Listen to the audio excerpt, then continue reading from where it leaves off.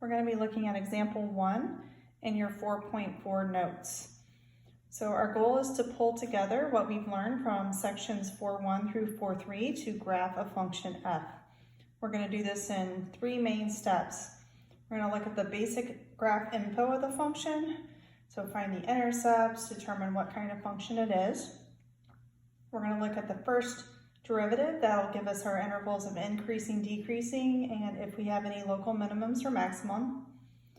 Then we're going to look at the second derivative info. That'll tell us about concavity and inflection points, and then all of that will be used to draw the graph. So first up, we have the nicest function that we can have. This is a polynomial, and the domain is all real numbers. So we know that this is going to be graphed from negative infinity to infinity. So to find the x-intercepts, what we're going to do is set the function equal to 0. So when we do that, we're going to do a little factoring. So pull out an x cubed. We're going to be left with x plus 4. And we're going to get 2 x-intercepts. So one for x equals 0. So we'll have the ordered pair 0, 0. And the other one for negative 4, 0. Okay, we also can find the y-intercepts at this point. So the y-intercept is a matter of you plugging in 0. So if you plug in 0, you get 0. So the y and x-intercept match up at that spot, 0, 0. Okay, if you want to, you can go down to your graph and mark the intercept so you don't forget. So there's the origin. Okay, and here is the negative 4, 0. All right, so for our first derivative info, we are going to compute the first derivative. So we get 4x cubed plus 12x squared. We are going to set that equal to 0 and solve so we can find the critical points. So taking out a 4x squared leaves us with x plus 3. So we're going to get 2 critical points. Solving the front part, we get 0. And the parenthesis, we get negative 3.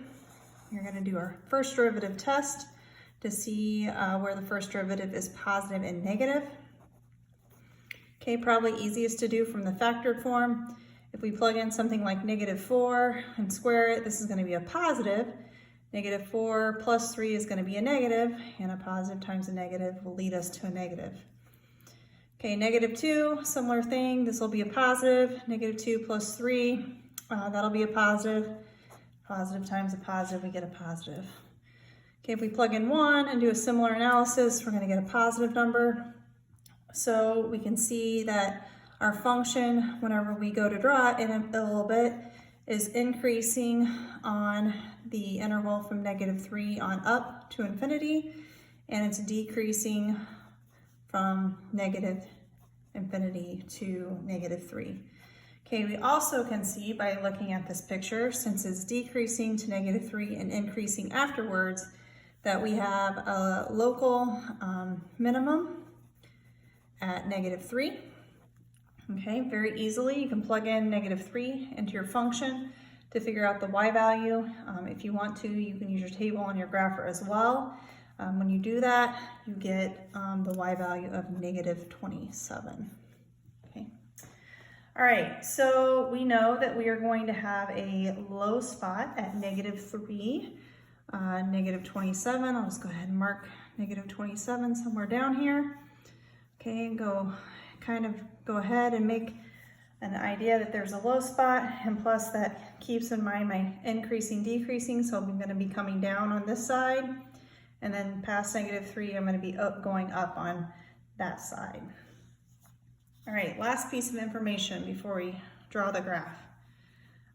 Second derivative is going to be 12x squared plus 24x. Okay, we're going to set that equal to 0 and do a little factoring. So we'll pull out a 12x. We're left with x plus 2. So our 2 possible inflection points are 0 and negative 2. We're going to use those in our second derivative test. All right, so here's a good place to look at the signs. If we plug in like negative 3, we'll have a negative number and then a negative number. So a negative times a negative will be a positive here. If we plug in -1, we'll have a negative number times a positive number. So we'll get a negative number in the middle. And then 1, we'll have a positive times a positive, so we have a positive number. So that definitely tells us our intervals of concavity, and then we also know that -2 and 0 are going to be inflection points as well.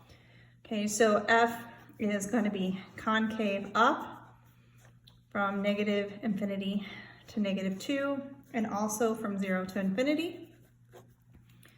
We know that F is going to be concave down, okay, from -2 to 0.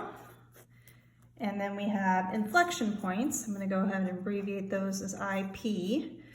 Okay, we know if we plug in 0 to our original problem up here, we already have looked at this, we're going to get 0 out.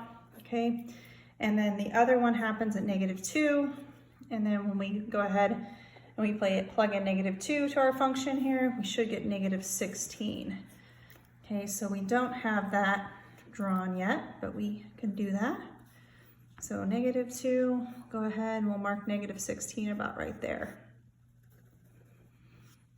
Okay, so taking into account concavity and also making sure we connect the points, we said we're concave up from -infinity to -2. So over here, all the way through, making sure that's a minimum. That would be a concave up piece. Next up, we know that we're concave down from -2 to 0. So we want to make sure that we're bending down. So there we are, concave down. Okay, we also see an inflection point because we changed concavity there. And then from 0 on over, we are concave up. So we want to make sure that we bend up. Okay, so there is our sketch of F using graph info, first derivative info, and second derivative info.